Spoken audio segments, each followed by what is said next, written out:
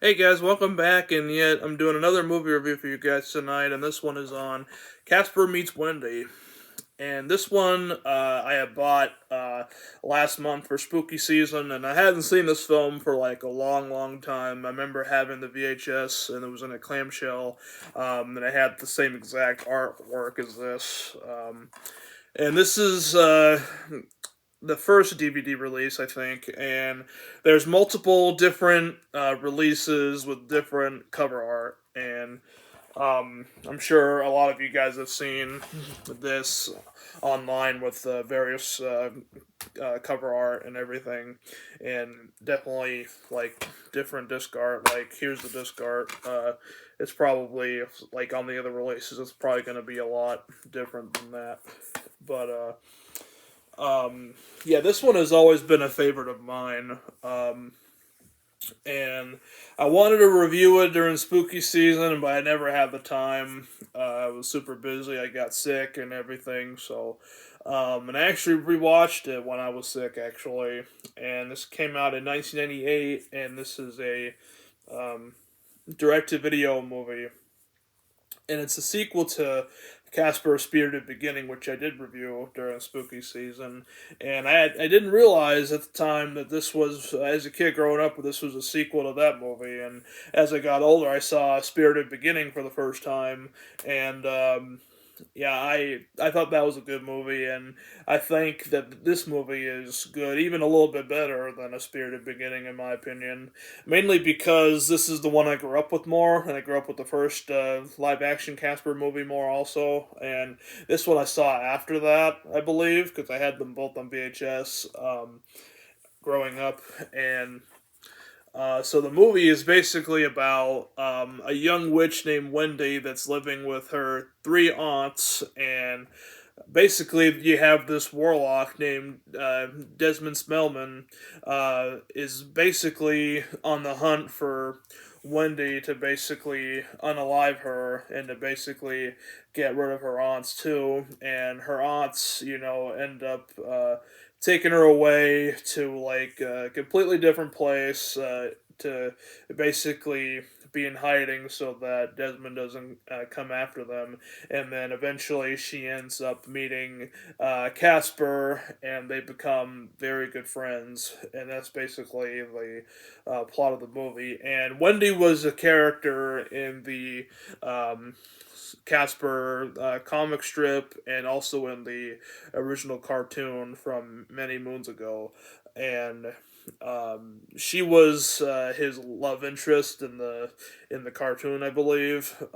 In this one, they're just really good friends, and I really bought the chemistry between Hilary Duff and Casper in this movie, and for Hilary Duff being her first movie, she did pretty good. I know some people might thought that her voice was annoying and whatever, but I never thought her voice was annoying. I thought her voice was cute, And it stars Kathy Moriarty, who is one of the aunts, and believe it or not, it's Kerrigan from the first movie.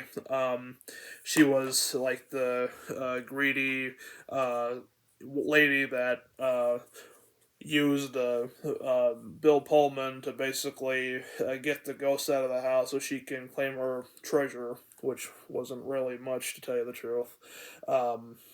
She's in here as one of her aunts, and the late Shelley Duvall and the late what's her name, Terry Garr are also in this too as the other aunts, and Shelley Duvall did a great job in this movie too. She was a great actress.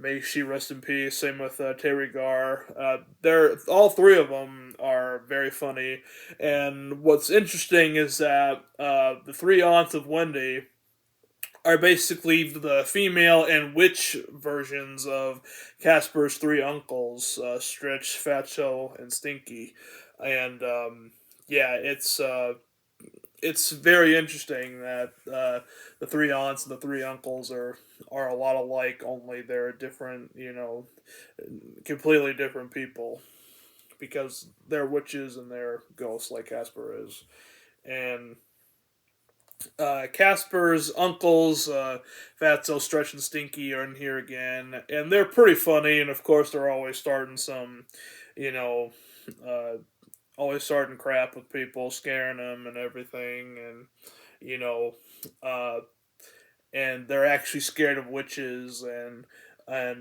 Wendy's aunts are terrified of ghosts and everything, so that's interesting. And George Hamilton is Desmond Spellman, and he did a pretty good job as the villain. He's a good actor, and he definitely has like a Vincent Price look to him, which I never really noticed it as a kid until revisiting it recently. And yeah, he definitely put on like a Vincent Price type of look. And if they were ever to do like a biopic film of Vincent Price, he definitely would be right for the part, in my opinion.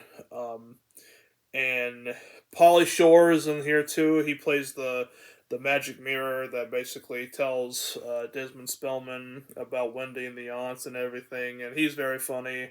You also have what's his name? Uh, can't remember the guy's name, but he's the dad of the singer. Um, Robin Thicke, Alan Thicke. Sorry about that. Yeah, Alan Thicke is in here. He has a brief appearance in the beginning of the film, and may he rest in peace too. It's a shame that he passed away. Um, and let's see. Also, Blake Foster is also in here. You might remember him from Turbo, a Power Rangers movie, and the show Power Rangers Turbo.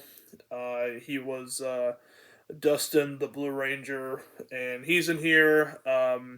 He also is like he's Wendy's love interest at first, and then later on he becomes a douchebag, unfortunately. But he played a good job in this movie as like a bully, and it's definitely a little bit different for Blake Foster because he was so likable in Turbo Power Rangers that it was a little. It might be a little strange to some people like to see him as like a kid that is a jerk and everything and tries to basically bully Wendy into doing stuff she doesn't want to do and everything, and she gets back at him, which is a very funny part, I will say. And the CGI for Casper, I say it's pretty good, and the CGI for the three uncles is pretty good. Probably not as good as the original Casper movie from '95, but still it looks pretty decent though. And the special effects of where they're flying in the sky, like the witches, that looked pretty cool, in my opinion. And of course, there's a lot of green screen in this movie, but I don't think it makes it look like a bad. I don't think it makes it a bad movie or anything. Some people, the CGI might rub them the wrong way, and there's also a couple of henchmen that Desmond Spellman has that are very not so bright and everything. They're pretty funny in this, and they also have these guns that are completely CGI. The CGI on the guns don't look that great right now, but it doesn't take away from the movie, in my opinion. I still think it's fairly watchable. Yeah, like the CGI for the guns they have look pretty wonky, um, but like aside from that, it's very funny. The chemistry of Wendy and Casper is really good, and the chemistry with the three aunts and Wendy, I think, looks really good. I mean, is really good, not looks very good. Um, but yeah, it's great. It's also distributed by Saban, which is the creator of Power Rangers. For those who don't know, his production company distributed this movie, so it's pretty neat. And it has some features, but well, actually, not some features. It really just has a trailer, really, and a featurette. So that's basically all you get. And other than that, it's just interactive menus with scene selection and all that other good stuff, I guess. But unfortunately, this movie gets the shit end of the stick. Same with The Spirited Beginning, unfortunately, and I don't think this movie even has a good rating on IMDb. I really doubt it, and it's definitely one that's definitely not going to get a Blu-ray release. Yeah, it has a 5.3 out of 10 on IMDb, which I think is too low. I think it deserves at least a 6.5, in my opinion. You can go ahead and disagree with me on that, but I'm stating my opinion. And yeah, it's just unfortunate that this movie is out of print. I had to purchase it on eBay, and I had to pay a little bit for it. It was like around like a little over $20 for it, but it's not so bad. It's like the cheapest way I could find it because other than that, it was going to be a lot more higher than that. I don't think it was worth paying like an arm and a leg for it. I mean, I found it for a decent price. So I figured why not pick it up, for spooky season. But yeah, it's definitely one that's not really talked about a lot, unfortunately. Uh, but they have played this on like Disney Channel and stuff like that. It's definitely like a Disney-ish movie. It's put out by 20th Century Fox, and it's also distributed by Harvey, which is the Harvey Entertainment Company, which is what owns the rights to Casper, that logo right there. Yeah, and it's not scary. It's nothing really inappropriate about it.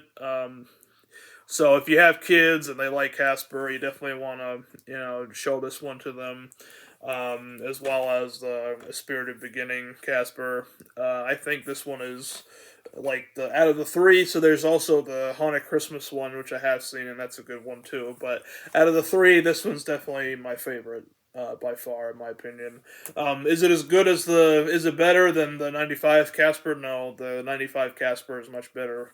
But I'd say it's. I'd say in order. I would say probably Casper '95, this second, A Spirited Beginning, and then Haunted Christmas, which I have to revisit because I haven't seen that in ages either. I remember having the VHS for that one too, or I think I borrowed it from somewhere. I can't remember. I think I might have had it.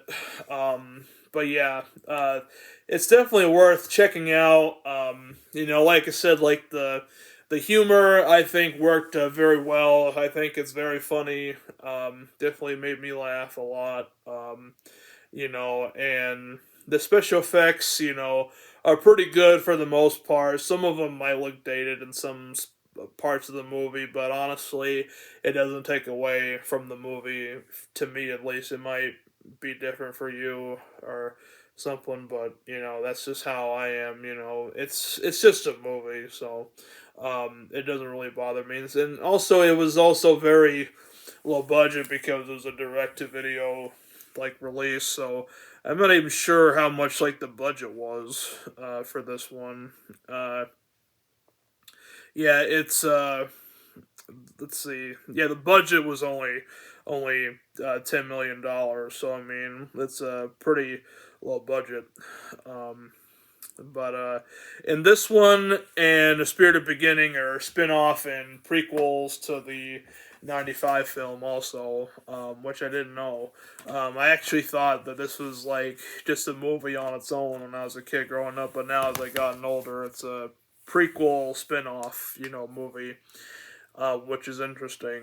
And it's only like 94 minutes long, so it's not like over long or anything.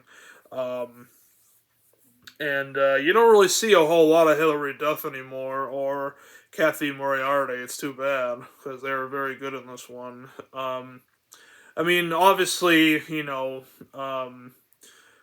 Duff is still doing stuff, but we don't see her as often as we used to, which is too bad. But I do think she's a great actress because after this, she did the Lizzie McGuire show and Agent Cody Banks and the Sharon Tate movie that she did where she played Sharon Tate. And a whole bunch of other stuff that she was in later on. She's always good. I've always liked her, and the voices for the uncles and Casper, they all did a good job. Um, let's see, the voice for Casper was Jeremy Foley. He did pretty good, and I believe it's the same guy that voiced him in the The Spirited Beginning, yes it is. And the people who voiced the uncles, Jim Ward as Stretch, he did very good. I thought he was funny. Bill Farmer, Stinky, and Jess Harnell as Fatso, I thought they did pretty good. And Pauly Shore was good in it. Um, and let's see who else was in here. Um, see who else. Um, Richard Mall, who passed away a few years back. He's in here, and he's one of the villains, I believe. Um, yeah, and then Vincent Schiavelli is the other villain. He's in here too, and he passed away years ago, unfortunately. Um, yeah, they did very good as the goofy henchmen of Desmond Spellman, Jules and Vincent. They did very good in this one. They're very funny, and yeah, so the acting is pretty solid all the way around, and definitely some good, interesting faces in this movie. And I know some people might think it was a waste of talent, but honestly, I don't think it was. I think it was pretty good talent from what I saw of it. So if you like the movie, that's good, but if you don't, then that's okay too. And for some reason, I don't know if anybody else had this problem, but when the opening credits happened, it didn't play the theme song, Casper the Friendly Ghost. It's like a new version of it, because I remember it being on the VHS tape, but for some reason, when I popped this DVD in, they did not play the theme song. It was just like the music, but you didn't hear like the lyrics to the song or anything, which was very strange. So, if anybody else had that issue, feel free to let me know. Like, I bought it used. Like, it's not in